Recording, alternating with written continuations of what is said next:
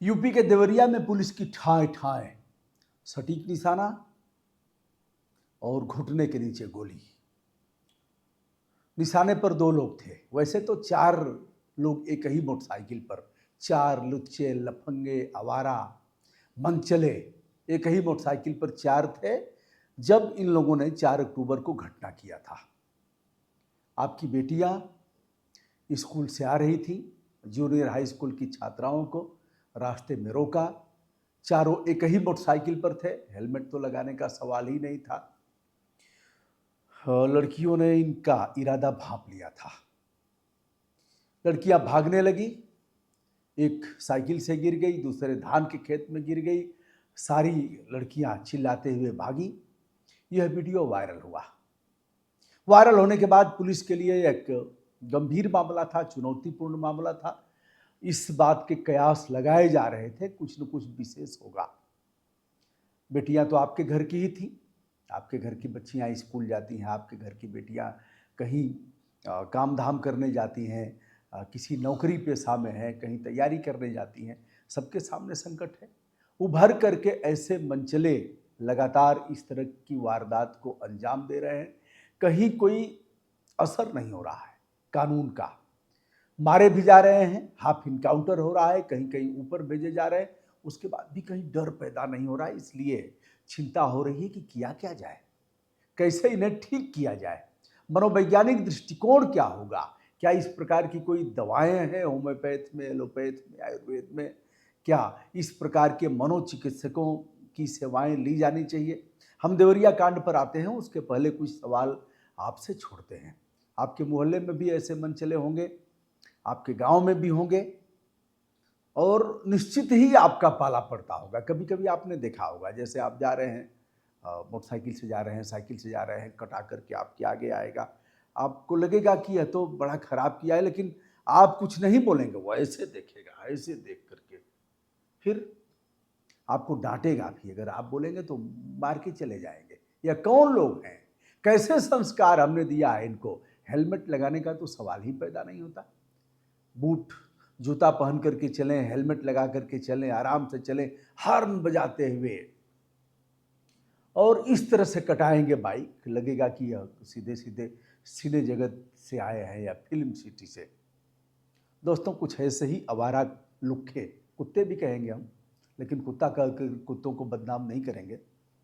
इनसे अच्छे हैं कुत्ते, मुंशी प्रेमचंद का जबरा इनसे अच्छा है।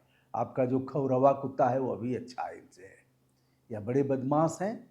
अब पैर के नीचे पुलिस ने सटीक निशाना लगाया है।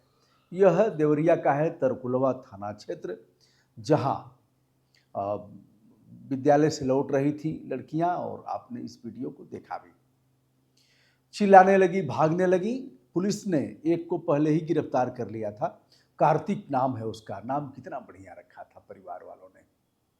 परिवार का ही दोष है, माँ बाप का दोष है।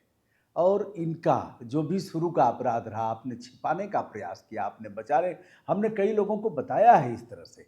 लोग आते थे हमारे पास, अरे बाबा बहुत शरीफ है, थोड़ा स्वाभिमानी है, उसको कोई कुछ कह देता है ना तो बर्दाश्त नहीं करता। ऐसे में बच्चे चले गए, जान चली गई उनकी। बहुत से मामले मैंने देखा है अपने जीवन में, बहुत लोगों को समझाया है। बहुत से मामले ऐसे आए, दो पक्षों के विवाद थे, दोनों तरफ से समझाया बुझाया गया। जिसकी जो सही पक्ष पर था उसकी पैरवी भी की गई, नहीं सीधे सीधे कह दिया गया। बहुत हत्याएं भी हुई हैं दोस्तों। बहुत मामलों को जानता हूँ, देखा हूँ। तो अब इस मामले में कार्तिक ने बताया कि सर हमारे साथ 3 लोग थे, एक नाबालिग है और दूसरे जो तीसरे लोग थे, एक है धीरज पटेल और दूसरा है ऋतिक यादव।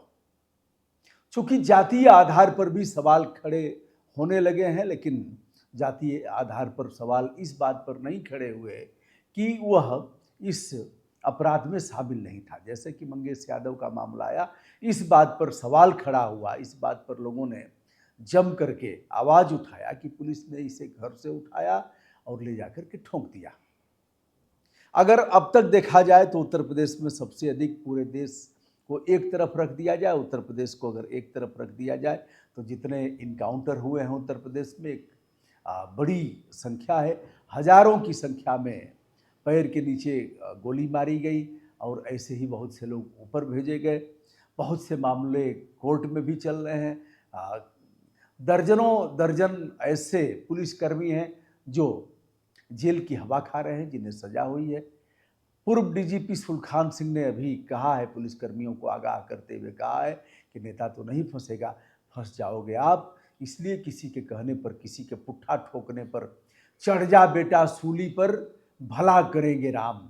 ऐसे में अगर आपने यह किया तो उसका दंड भी भोगना पड़ेगा, और दंड तब भोगना पड़ेगा जब इस इनकाउंटर को लोग भूल जाएंगे, लोगों को याद भी नहीं रहेगा कि कोई ऐसी घटना हुई है। तो दोस्तों, यह रहा ऋतिक यादव और दूसरा है धीरज पटेल। इसके पहले जैसा कि मैंने बताया, कार्तिक पहले गिरफ्तार किया जा चुका है। एक और है नाबालिग, वीडियो में आप देख सकते हैं कि किस तरह से खेतों के बीच, और यह लुच्चे लफंगे, परिवार के लोगों को शर्म आनी चाहिए और डट करके यह कहना चाहिए आकर के कि हमारे बच्चे ने ऐसा अपराध किया है, उसे दंड दिया जाए।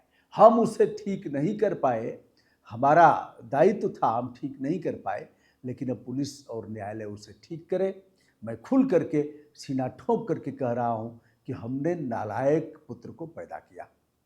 दोस्तों, यह रहा देवरिया की घटना, जो गोरखपुर मंडल का जिला है, और इस तरह की घटना हुई है। पुलिस ने 2 लोगों को ठोक करके पैरों के नीचे सटीक निशाना लगाया।